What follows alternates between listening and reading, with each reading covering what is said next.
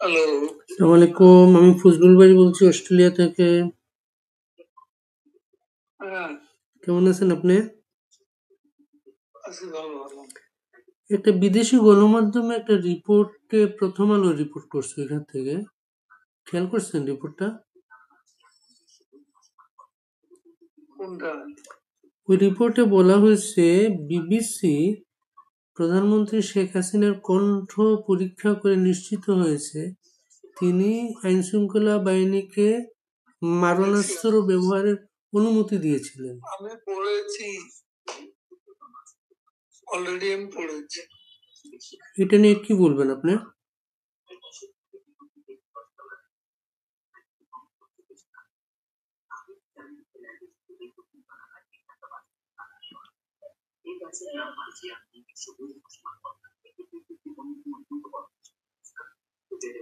এটা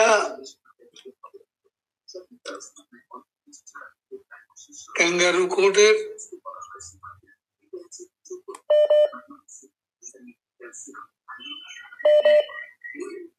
প্রহসনের যে বিচার,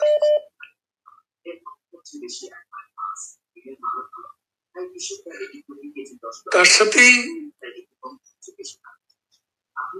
সঙ্গতিপূর্ণ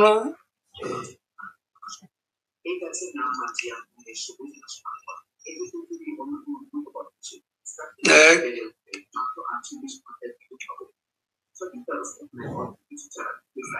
সাজানো বিষয়।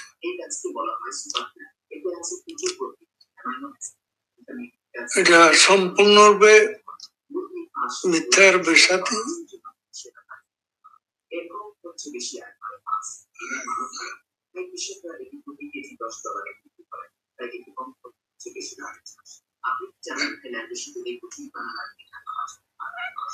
অথেন্টিসিটি ব্যাপারে যে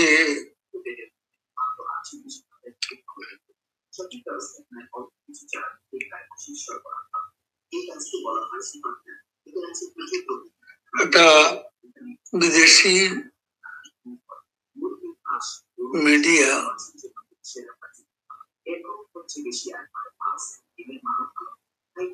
যেটা শনাক্ত করতে চাইছে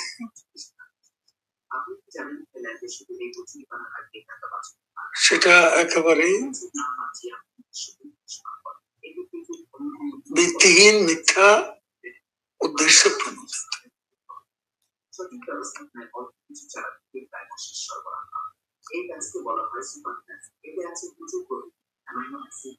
ওই রিপোর্টে উল্লেখ করা আছে আওয়ামী লীগের একজন মুখপাত্র বলেছেন, কিন্তু আওয়ামী লীগের মুখপাত্রটা কে? আপনাদের কোনো মুখপাত্র আছেন আওয়ামী লীগের? নর্মালি এটা পার্টি জেনারেল সেক্রেটারির মুখপাত্র। এটাই খুব স্বাভাবিকভাবে। মানে আপনি তো তাদের সাথে কথা বলেন নাই। আমার সাথে কারো কোনো কথা হয়নি, এবং আমাকে বরাত দিয়ে কিছু উদ্ধৃতি আছে যা অসত্য, ভিত্তিহীন, উদ্দেশ্য প্রণোদিত। মানে আপনি কারোর সাথে কোনো কথা বলেন নাই? না, আমার সাথে না না সেই কথাও না। বলা হয়েছে যে আমি প্রধানমন্ত্রীকে আমি এবং আরো 3 জন পদত্যাগ করতে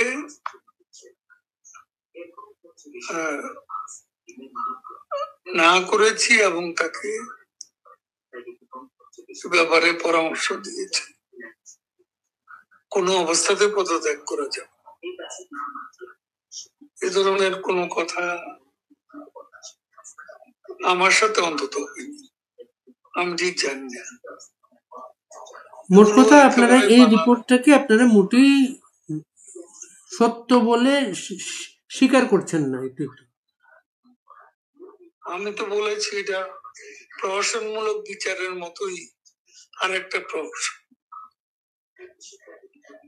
বিচারটা প্রহসনমূলক, এসব প্রহসনমূলক তথ্য উপাত্ত সাজিয়ে তাদের উদ্দেশ্য সাধন করা। এই রিপোর্টে আছে ওই বিদেশি পরামর্শক যিনি আছেন উনি বলেছেন এই রিপোর্টটা এই ভয়েস রেকর্ডিং গুলা তাদের বিচারে খুব গুরুত্বপূর্ণ প্রমাণ হিসেবে কাজে দেবে।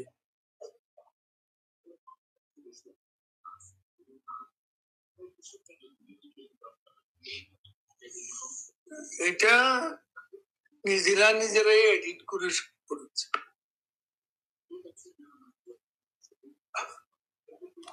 শাস্তি দিতে হবে, সেটার জন্য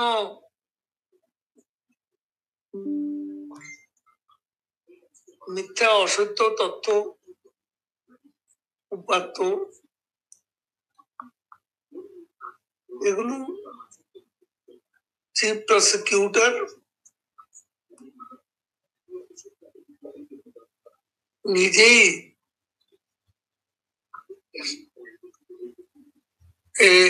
এই ধরনের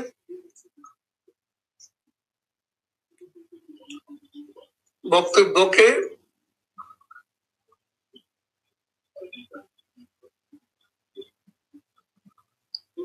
প্রহসনমূলক বিচারের সাথে সংগতি সাধন করার উদ্দেশ্যে।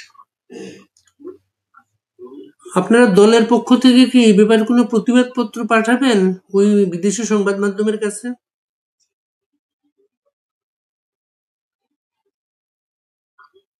না, তা তো আমরা পাঠাবো।